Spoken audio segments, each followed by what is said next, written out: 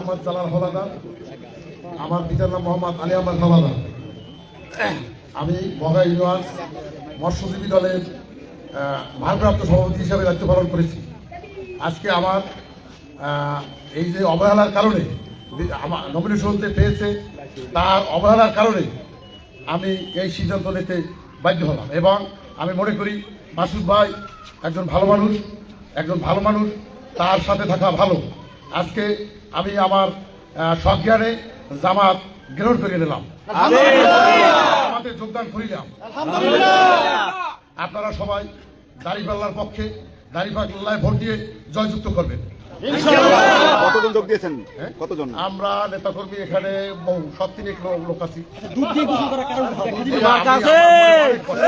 অনেক দুঃখ কষ্ট তারই আজকে মনে করেন জামাতে যোগদান করলাম।